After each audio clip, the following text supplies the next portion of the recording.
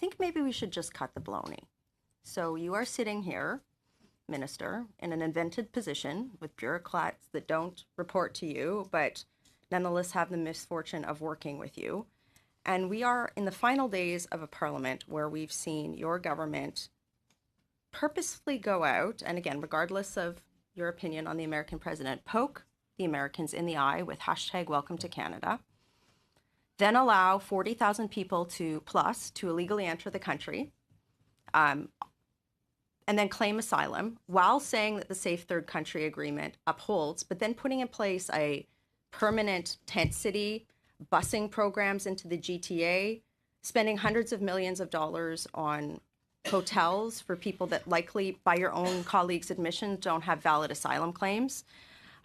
Then you proceeded to vilify any Canadian who said, you know what, maybe people who are in upstate New York don't have the same level of persecution as somebody coming from northern Iraq, and maybe we shouldn't be spending hundreds of millions of dollars on hotels and creating pulls into our system by creating years-long backlogs.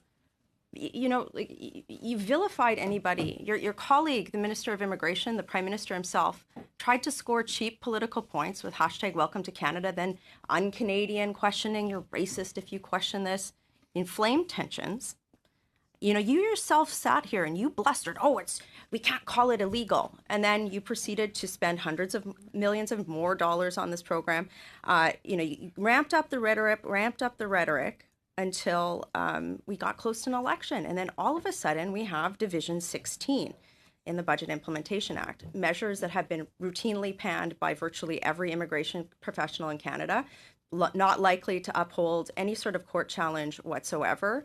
And frankly, people will testify during these hearings that are likely to have even more of an administrative backlog and burden on the system.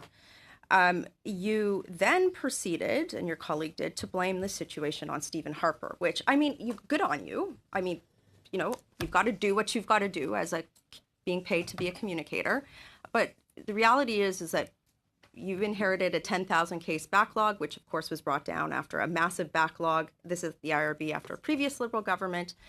And we're now at 71,000 case backlog, according to the Auditor General today. A 71,000 case backlog at the IRB. You said that the system is fast. So fast is 5 years plus to have a refugee claim hearing.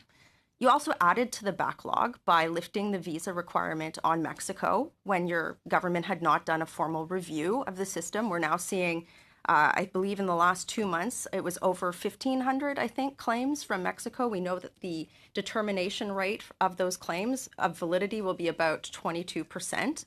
The average caseload right now, or the average level is about 55%. So we know that many of these are bogus claims. So your government, one could argue, has managed the asylum system when you know what, I believe that we should have a strong asylum system. We should be allowing people into the country who have legitimate needs of persecutions, but you've managed this like it's this joke for votes. Fast, come on. Really? Stephen Harper's fault? After you've got, when we form government in October, we're going to have to clean up a 120,000 case backlog left by you. And now, you know, at the end of the dying days of this parliament, all of a sudden when you see polling that your mismanagement of this is somehow unpopular because people are going, this isn't fair, all of a sudden now you throw something into an omnibus budget bill, which, you know, I had a colleague on this committee had to fight to get it parsed out to review here. We only had one piece of legislation come through this committee in the entirety of this parliament, and it's not even going to work. And it's probably illegal and unconstitutional. You haven't even picked up the phone to the Americans. Like literally, your department sat here and we asked them, when are you has the government given you any direction to implement closing the loopholes in the Safe Third Country Agreement? The answer, just, Minister, in case you weren't briefed, was nope. That's because you guys didn't even pick the phone up. You're like, well, I don't know if the Americans can do it. You didn't even pick up the phone and go, hey, we have a problem here. Maybe we should deal with this. No, you had your foreign affairs minister go sit on a stage in the middle of a trade negotiation with the American president, again, regardless of how you feel about it, compared to Bashar al-Assad and the North Korean dictator. Maybe not the best thing to do in the middle of a trade agreement while you're trying to negotiate asylum system reform. Like, this is incompetence. Like, I don't even, I've seen a lot of incompetence, but this is incompetence that has a human face, because the hundreds of millions of dollars that you've spent on the baloney that you're peddling is costing Canadian taxpayers. It's costing people who are trying to come into this country legally, because you're rediverting resources or redirecting resources to people who are abusing our system, and you're raising taxes on Canadians. Like, this is not how to manage an immigration system. And then the government, to add insult to injury, hires you.